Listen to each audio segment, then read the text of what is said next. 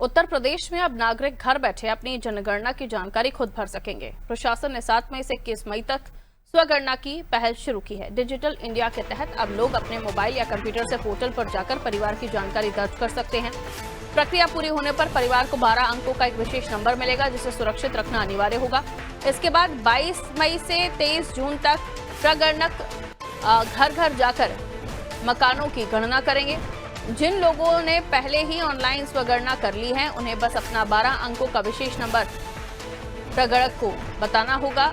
इससे न केवल समय की भारी बचत होगी, बल्कि पूरी जनगणना प्रक्रिया आसान और पारदर्शी बन जाएगी। नई डिजिटल सुविधा आम नागरिकों को एक बहुत बड़ी राहत देने वाली है। खबर पर जानकारी के लिए अनूप हमारे साथ जुड़े हुए हैं। अनूप, ये जो स्वगणना की प्रक्रिया है, इसको लेकर कितने लोगों को जानकारी है, कितनी जागरूकता है, और दूसरा इससे कितना काम आसान हो जाएगा? जो नंबर बताया जा रहा है उसको दिखाकर जो प्रगणक आएंगे वो और कोई जानकारी नहीं लेंगे? क्या कौन लोग हैं, किस जाति से बिलोंग करते हैं, क्या कुछ जानकारी प्रगणक लेने वाले हैं? और जो स्वगणना में फॉर्म भरना है उसमें क्या कुछ जानकारी देनी होगी? देखिए, काफी अभी कह सकते हैं कि ये जटिल प्रक्रिया है, क्योंकि अभी आम लोगों को इसकी जानकारी नहीं कि स्वगणना जो 7 मई से शुरू हो रही है और 22 मई तक जाएगी, और 22 मई से फिर 20 जून तक की जो है वो पहले चरण होगा।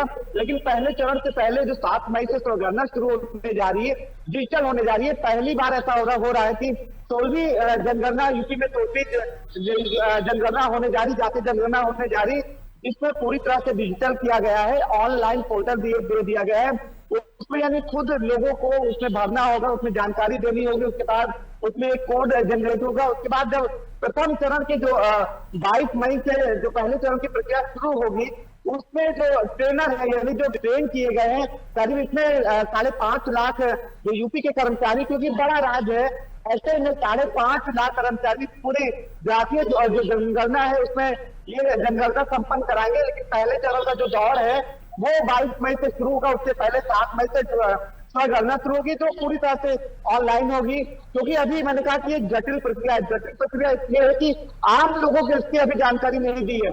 जो ट्रेनर है, जो ट्रेन किए गए, जो राज कर्मचारी यूपी के तकरीबन 5.5 लाख, वो जाके लोगों को बताएंगे कि किस तरह से आपको ऑनलाइन ये पोर्टल है और किस तरह से आपको इसमें जानकारी इसमें भरनी है। अभी तो लोगों को ये भी नहीं पता है कि ऑनलाइन कौन सा पोर्टल है, किसमें वो अपनी जानकारी परिवार की या खुद की कैसे जानकारी उसमें अपना पूरा करेंगे। लेकिन ये जो ट्रेनर है, आगे देखना बात 7 मई से शुरू हो रही है, जो ट्रेनिंग जो स्वगणना शुरू हो रही है, जो ट्रेन किए गए हैं जो राज कर्मचारी, वो कैसे लोगों के घर जाते, कैसे उनको कन्विंस करते, कैसे उनको मोटिवेट करते, कैसे उनको जागरूक करते, ये अलग होता है। लेकिन ये पहली बार ऐसा हो रहा है कि जब ये पूरी प्रक्रिया जो है डिजिटल होने जा रही है, 7 मई से स्वगणना शुरू होगी। उसके बाद 22 मई से 20 जून तक की पहले चरण की जो है प्रक्रिया शुरू होगी। जो घर है, मकान है, उनका चिन्हीकरण किया जाएगा। उसके बाद फरवरी 2027 में जातीय जनगणना जो है उसकी शुरू की जाएगी। कौन किस जाति से बिलोंग करता है, ये फरवरी 2027 की प्रक्रिया। लेकिन इससे पहले 7 मई से स्वगणना और 22 मई से जो पहले चरण का दौर है मकानों के सूचीकरण का, नामांकन का, वो शुरू होगा।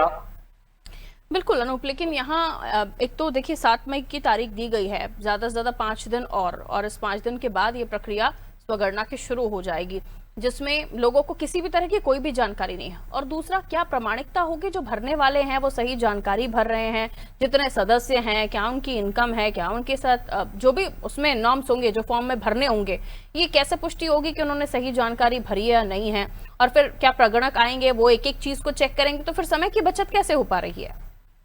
काफी संशय है जो अभी ये सवाल है, काफी संशय की स्थिति है। जब आज 2 तारीख हो चुकी है और 7 तारीख से स्वगणना की प्रक्रिया शुरू होगी, आम नागरिक को अभी इसके बारे में कोई जानकारी नहीं कि स्वगणना है क्या, ऑनलाइन पोर्टल क्या है, या सरकार की तरफ से या निर्वाचन जो कार्यालय है उसकी तरफ से कोई ऐसी जानकारी दी गई होती, जागरूकता कार्यक्रम चलाया जाता है या लोगों की अपील की गई होती, ऐसा कुछ नहीं किया गया। लेकिन आज जो जनगणना के निदेशक है, आज उन्होंने प्रेस कॉन्फ्रेंस जरूर की है। उन्होंने कोशिश की है मैसेज देने की कि ये इस तरह का जनगणना का फॉर्मेट होगा। 7 मई से जो शुरू होगी ऑनलाइन ये पोर्टल होगा, इसमें जो जानकारी है व्यक्ति की, परिवार की पूरी दी जाएगी। उसके बाद जो ट्रेन किए गए राज कर्मचारी वो उसकी सत्यता को आके परखेंगे कि जो जानकारी जो व्यक्ति के द्वारा दी गई है उसकी प्रामाणिकता क्या है, उसको वो जो स्टार्टिंग में जो कर्मचारी लगाए गए ड्यूटी में वो परखेंगे। लेकिन फिर वही सवाल है कि आखिर आज ये प्रेस कॉन्फ्रेंस की गई है, आज बताया गया है तो निदेशक के द्वारा कि ये प्रक्रिया है जो 7 मई से शुरू हुई, गणना होगी, फिर 22 मई से पहले चरण का दौर शुरू होगा, फिर फरवरी 2027 को जातीय जनगणना शुरू होगी। लेकिन अभी तक आम लोगों को इसके बारे में नहीं बताया गया था कि स्वगणना जो है जो 7 मई से शुरू होगी, कैसे उसको जो है ऑनलाइन पोर्टल खोला जाएगा, कैसे उसे करवा दी। इस तरह का इसको लेकर निर्वाचन आयोग ने किसी तरह की कोई जानकारी साफ नहीं की है।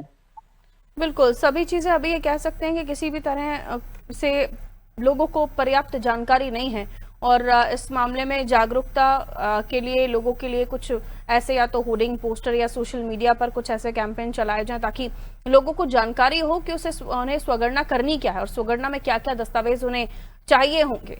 और देखिए, पढ़े लिखे लोग जो कंप्यूटर ऑपरेट करना चाहते हैं, इस तरह के दस्तावेजों को भरना जानते हैं, वो तो आराम से कर सकते हैं। लेकिन वो आम जनता जो बहुत ज्यादा पढ़ी लिखी नहीं है, जो बहुत ज्यादा जानकारी नहीं रखती है, उनके लिए मुसीबत होगी। तो उनके लिए मुझे लगता है शायद प्रगणक इसलिए ही तैनात किए गए हैं। लेकिन फिर से बहुत चीजें हैं जो स्पष्ट नहीं है, हो सकता है कुछ दिनों में और भी ज्यादा जानकारियां लोगों को लगे। बहरहाल शुक्रिया अनूप जानकारी के लिए। तो देखिए, स्वगणना को लेकर बहुत ज्यादा स्पष्टता अभी लोगों के पास नहीं है, जानकारी बहुत ज्यादा पर्याप्त नहीं है कि कैसे करना है, किस साइट पर जाना है। इन तमाम चीजों को लेकर हमें लगता है कि आने वाले समय पर सरकार लोगों तक ये जानकारी पहुंचाने के लिए कुछ विज्ञापन या फिर सोशल मीडिया का सहारा ले सकती है, ताकि लोगों को पता चले कि कैसे उन्हें स्वगणना में अपनी भागीदारी दर्ज करानी है। और फिर जो सीनियर अधिकारी हैं वो जांचेंगे, परखेंगे, तो वो पैमाना क्या होगा परखने के। तमाम चीजें हैं जो फिलहाल अस्पष्ट हैं, इनकी स्पष्टता की आवश्यकता है।